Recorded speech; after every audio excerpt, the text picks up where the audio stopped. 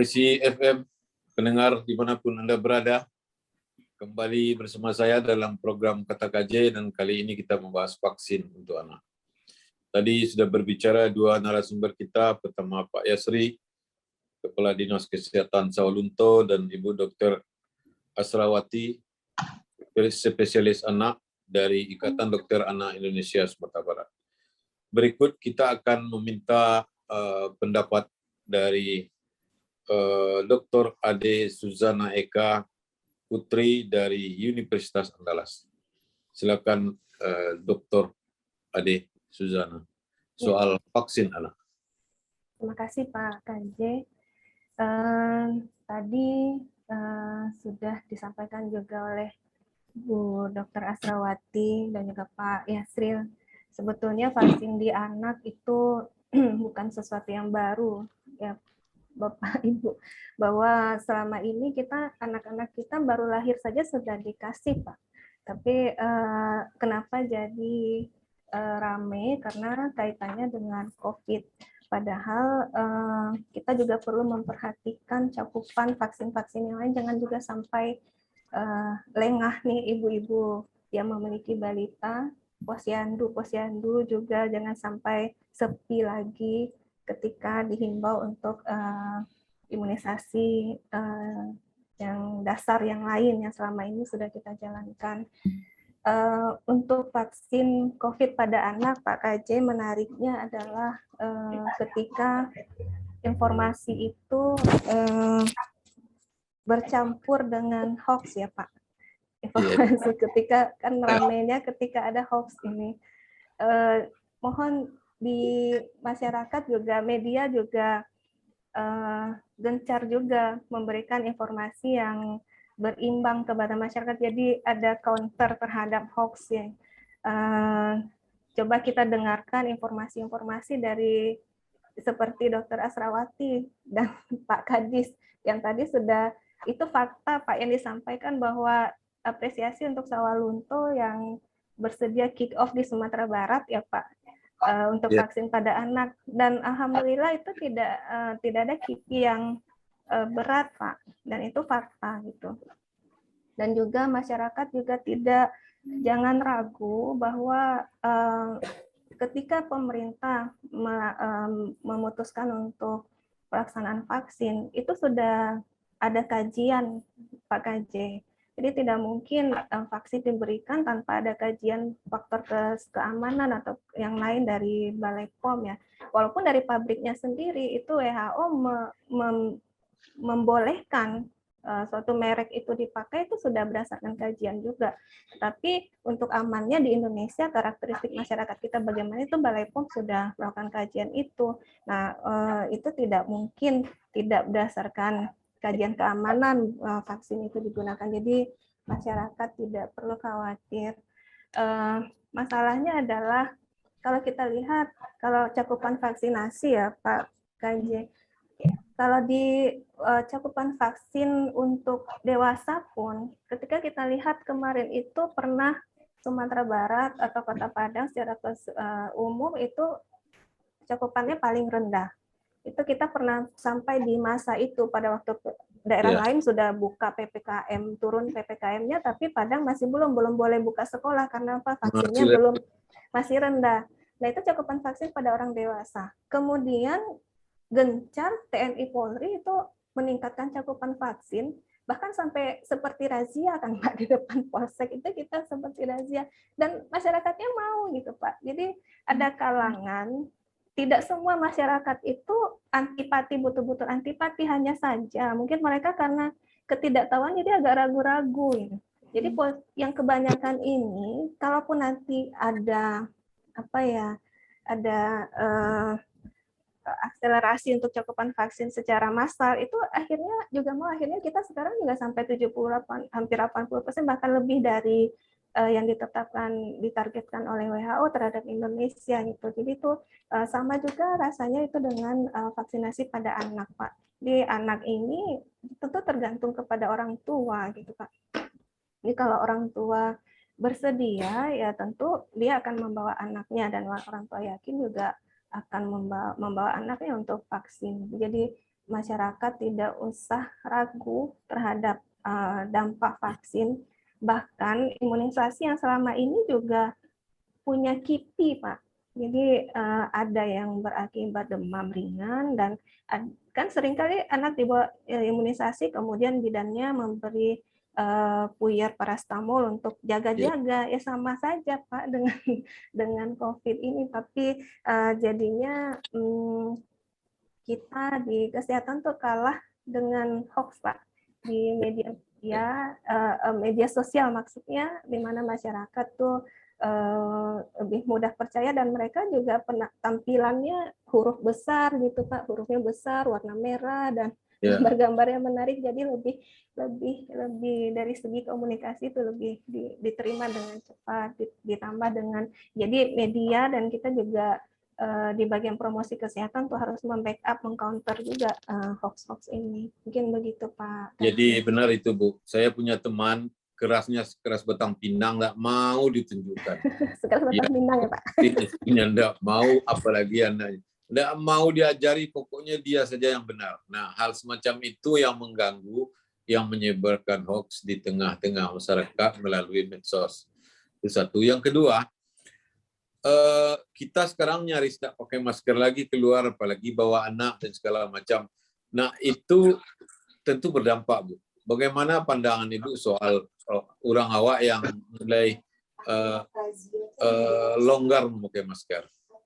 Ya, kalau kelonggaran memakai masker mungkin karena euforia ya Pak. Euforia di bulan kita lihat kondisi kita Pak di bulan Juni sampai Agustus tahun lalu itu rumah sakit full Pak.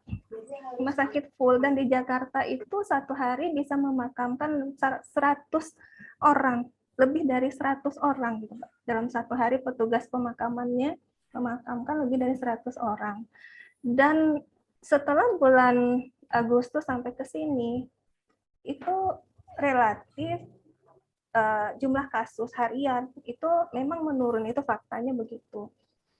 Tapi ya karena euforia itu tadi bahwa kita sudah aman dan artinya kasus COVID juga sudah turun dan rumah sakit juga sudah mulai lapang. Tapi itu kondisi saat ini. Jadi masyarakat juga tidak mungkin apa ya Pak, apalagi ditambah dengan Omikron saat ini, yang Omikron dikatakan lebih mudah menular dibandingkan Delta. Yang waktu Juni Agustus itu Delta itu Pak, karena kita ada varian baru lagi. Kita nggak tahu lagi suatu saat nanti mutasi lagi dan mutasinya menyebabkan dia lebih infeksius dan segala macam, ya tentu kita itu yang kita jaga melalui pemakaian masker dan pencegahan dan lain-lain itu. Jadi mohon jangan euforia ini menjadikan kita longgar di prokes gitu Pak. Ya, nampaknya kalau dulu di mana-mana orang mau bagi masker untuk orang dewasa, nampaknya mulai 2022 ini mestilah seramai itu lagi membagi masker untuk anak. Ya kan? Masker kecil itu, karena papa mamanya sudah pakai masker, anaknya enggak. Nah, kayaknya mesti itu enggak. Setuju enggak Ibu kayak gitu? Ya, momentum itu ya Pak. Jadi ya kembali dititipkan ke Pak Kadis nih Pak Yasri. Momentum prokesnya jangan longgar gitu Pak. Untuk edukasi, tetap edukasi. Kita lihat Pak KJ ya, waktu kasus pertama di bulan Maret dulu, itu belum 2020. Iya, 2020 itu kan belum ditetapkan PSBB Pak. Tapi seminggu pertama tuh Kota Padang sepi Pak. Ya, rasa takut itu kan selalu ada. Rasa takut ada. Tetapi itu dalam bentuk kita semua tidak keluar rumah karena ingin menjaga diri gitu. Jadi prinsip itu yang harus kita tetapkan, kita terapkan sampai ya pandemi ini belum berakhir gitu. Jadi kalaupun kita tidak mampu menyuruh orang, paling tidak diri kita masing-masing di masyarakat gimana supaya kita tidak merisikokan diri gitu lah Pak. Jadi kita pakai masker paling tidak untuk diri kita sendiri supaya kita tidak tertular. Jadi momentum edukasinya nanti kita sama-sama dengan Pak Kadis itu terus edukasinya terus gencar. Baik, karena ini soal edukasi, maka ada orang yang paling pintar dari kita sini, namanya Pak Arman. Silakan Pak, dari Dinas Pendidikan Kota Padang. Bagaimana mengedukasi orang tua yang sering menukar kepalanya dengan kepala anaknya, suka hatinya saja anaknya. Jadi tak pakai kepala anak, tak dipakai, yang dipakai kepala dia. Nah, bagaimana Pak mengedukasi hal-hal semacam ini? Silakan Pak.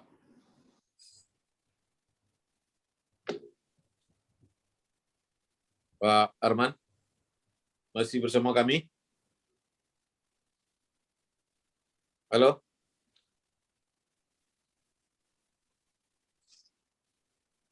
Satu, dua, tiga.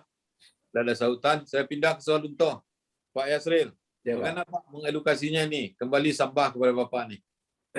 Ya Pak. Jadi ada sebetulnya kejadian yang agak lucu juga di soal untuk di lapangan. Anaknya yang ngamuk-ngamuk mau divaksinasi, orang tuanya nggak boleh, tapi menangis anaknya minta divaksinasi. Ini juga kejadian yang luar biasa. Saya juga bisa ketawa. Cuman mungkin yang pertama barangkali karena malu sama teman-temannya. Tapi ada berarti kebetulan kami di Solo ada yang kadang-kadang ada sponsor juga Pak dari CSR dari apa jika ada semacam sembako misalnya. Jadi ya, coba kalau divaksin tadi, kalau Mama izinkan divaksin kita dapat juga, ini tidak dapat, kamu itu sedikit. Kemudian kalau kita sebetulnya sudah ditolong, vaksin kita sebetulnya kan edukasinya sudah berjalan sudah lama, kita sudah hampir 2 tahun. Sebetulnya tidak terlalu apa lagi, bagaimana meyakinkan aja lagi. Tinggal pertanyaan-pertanyaannya kita tidak dari nol lagi edukasi, tapi edukasi personil lagi, orang per orang lagi Pak. Karena ada yang pemahamnya itu karena berdasarkan agama. Nah, kalau itu tentu orang agama yang lebih paham. Kalau orang kesehatan tidak bisa juga itu sampai situ. Tapi ada yang memang masalah virus, masalah kesehatan, nah itu tentu ranahnya kesehatan. Ada juga polisi seperti tadi yang Ibu sampaikan tadi sedikit memaksa. Memang perubahan perilaku kan kadang-kadang mau dipaksa juga ya Bu, sedikit aja. Tapi kita tidak memaksa dia sampai betul-betul melanggar HAM juga. Cuma hanya sedikit saja. Nah, ternyata dia dengan pasal itu dia menyadari.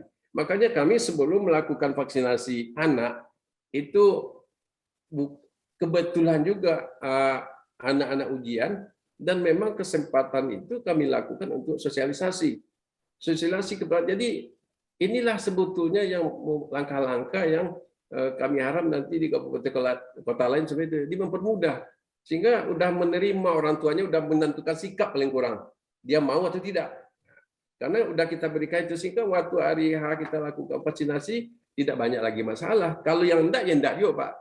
Yang menolak tadi kan memang itu udah keras juga kan, ada juga orang yang tidak bisa dimasuki sama sekali. Pokoknya anaknya enggak mau divaksin. Nah, kalau karena pokok itu kan susah tuh Bang Kadis. Iya. Nah, nampaknya memang perlu disebar di media mainstream dan medsos keberhasilan soal untuk ini, sebab masyarakat lebih percaya pada medsos yang orang-orang seperti yang disebut tadi. Maka tugas Bapak tentu menyebar hal-hal baik di medsos itu. Kalau soal di media mainstream tentu Bapak sudah tahu. Yang di medsos cuplikan-cuplikan itu mestilah disebar segera bahwa Solunto ini memang pionir Pak. Solunto adalah kota pertama di Sumatera Barat awal abad lalu yang menjadi tonggak industrialisasi Minangkabau bersama rel kereta api. Jadi Solunto ini pionir nih. Nah sekarang pionir lagi, mestinya dapat award lagi nih dari gubernur. Ya, itulah dicatat oleh Pak Gubernur. Nah, pesan saya itu Bapak sebarkan hal baik dari Solunto, karena Solunto selalu mencatat hal-hal baik yang disebarkan kepada masyarakat. Sekarang jadi kota warisan dunia kan Solunto juga. Nah, jadi memang selain pekerjaan rutin, Bapak dan kawan-kawan di Solunto punya tugas lain yang akan kami tunggu di daerah lain, sebaran medsosnya. Ya Pak. Siapa? Insya Allah Pak. Siapa lagi itu Pak? Pak Arman sudah bergabung lagi? Ini memang harus pindah saluran internet kayaknya Pak Gaji nih. Ya, insya Allah. Ya, lanjut. Jadi begini, kan Padang ini pintu, etalase, segala macam lah. Pokoknya Padang hebat. Nah, bagaimana Padang menyikapi vaksin anak ini? Silakan, Pak. Ya, terima kasih. Assalamualaikum warahmatullahi wabarakatuh. Sebenarnya tidak nyangka ini saya kalau pulang dari kantor, hidupkan radio, itu biasanya memang Klasi FM yang saya buka. Saya sering mengikuti bincang-bincang Pak KJ sebagai moderator, Mbak Lia juga seperti itu.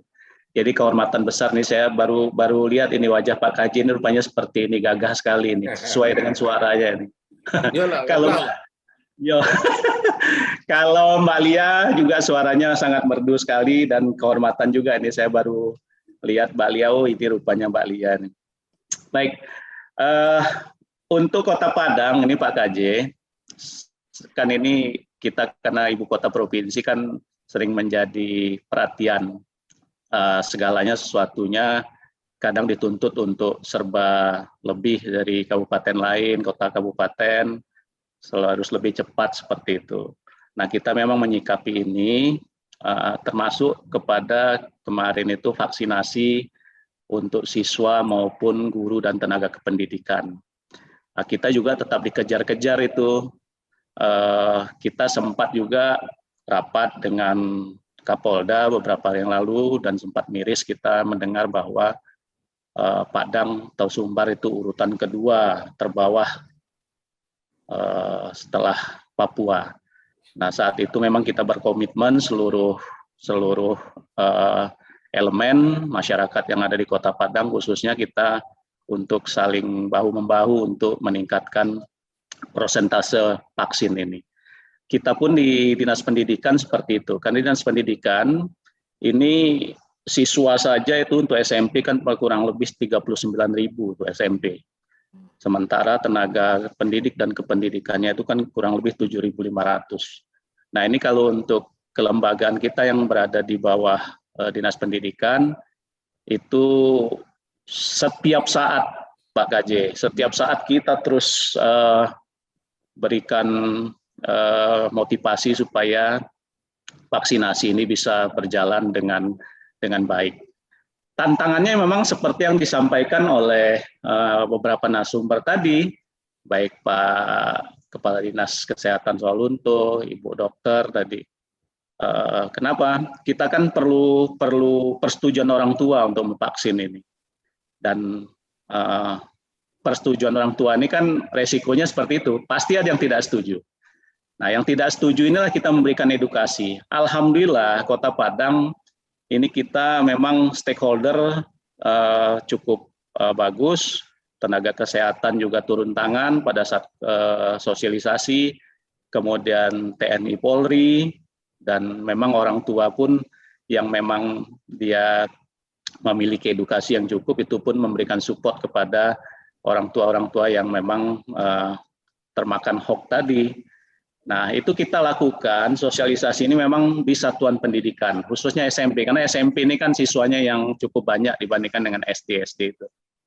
Nah, paling tidak misalnya kalau SMP yang rata-rata memiliki siswa 600 sampai 700, nah itu biasanya bahkan kita berikan waktu khusus untuk melakukan sosialisasi. Nah, hanya persentasenya yang tidak vaksin itu kecil sekali. Kecil sekali. Kalau kita lihat data itu sudah kurang lebih 70%, bahkan lebih. Kalau kita minta ke sekolah-sekolah itu di Padang itu yang khusus SMP, yang siswa belum divaksin itu kecil. Kalau saya bilang mungkin sampai 80% itu sudah itu. Begitu juga dengan tenaga kesehatannya. Tenaga guru dan tenaga kependidikan. Nah, kalau cerita mengenai suka duka tetap ada, ya, dengan berbagai macam alasan. Tapi kalau sampai mencak-mencak, membalik-balikkan meja, alhamdulillah tidak. Tetapi kita kan tetap memberikan pilihan di sekolah. Kalau siswa sudah divaksin, silahkan bisa mengikuti pembelajaran tatap muka. Kalau belum divaksin, silahkan belajar jarak jauh. Tetapi tetap pelayanan pembelajaran tetap kita layani. Jadi kalau misalnya siswa tersebut belum divaksin, tetap kita berikan penguatan kepada orang tua bahwa kita sayang kepada anak ini, makanya dia belum kita perkenankan untuk berkumpul dengan kawan-kawannya untuk sekolah secara tatap muka. Kenapa? Kawan-kawannya sudah divaksin, dia belum, dia ini nanti yang rentan tertular atau terjangkit oleh COVID ini. Mungkin itu sedikit Pak Haji. Kalau begini Pak, kalau yang offline, yang belajar di rumah, atau belajar di sekolah, mereka kan anak-anak lah namanya, suka bermain ya, akan terjadi kluster COVID di sekolah atau di luar, itu terjadi tidak di Padang? Alhamdulillah Pak KJ, sebenarnya kita juga dari tatap muka semester kemarin sebenarnya kan sudah banyak meragukan, termasuk pesantren Ramadan. Pesantren Ramadan tahun kemarin kita kan juga pro kontra, heboh, tapi berkat ya ini karena kerja baik dan juga dukungan penuh dari wali kota kita, alhamdulillah klaster masjid musala tidak ada. Kalaupun ada, seperti misalnya terjadi di beberapa, saya catat hari itu ada 4 kejadian, dan itu garin masjid, dan itu langsung kita lokalisir, kita tracking, ternyata hanya memang garin saja yang kena, bahkan kita swab seluruh peserta pesantren itu negatif semua, alhamdulillah. Begitu juga dengan pembelajaran ini, kita sudah lakukan, kita sejak Oktober sudah tatap muka, karena Padang itu PPKM level 2 kan sejak tanggal 21 Oktober kita mulai tatap muka. Ya. Nah, sampai saat ini alhamdulillah tidak ada yang klaster sekolah. Dan kita memang sudah atur sedemikian rupa waktu untuk pembelajaran ini. Kan memang sudah diatur di edaran dari instruksi dari kementerian itu. Bahwa memang kita kalau untuk tatap muka yang terbatas ini SD hanya maksimal 3 jam, SMP 4 jam. Dan di situ ada memang waktu istirahat. Istirahat terbatas hanya kurang lebih 15 menit. Dan itu siswa disarankan tidak keluar kelas. Dan itu disarankan. Mereka pun kita sarankan untuk orang tua membekali anaknya untuk membawa bekal. Sehingga pada saat istirahat mereka bisa membuka bekalnya dan makan di kelasnya masing-masing, itu diawasi oleh gurunya masing-masing, guru yang ada di kelasnya. Begitu Pak KJ. Baik Pak, saya mau ke Ibu Dr. Ade Suzana tentang kita ini seperti sebuah mesin yang lambat panasnya. Jadi ketika orang sudah vaksin sudah di atas 60%, kita masih 20%. Tetapi kenyataannya kemudian Sumatera Barat tinggi juga vaksinasinya. Artinya memang diperlukan kerja keras, dan itu bukan untuk kasus wabah ini saja. Tapi akan saya tanyakan setelah pesan-pesan berikut ini.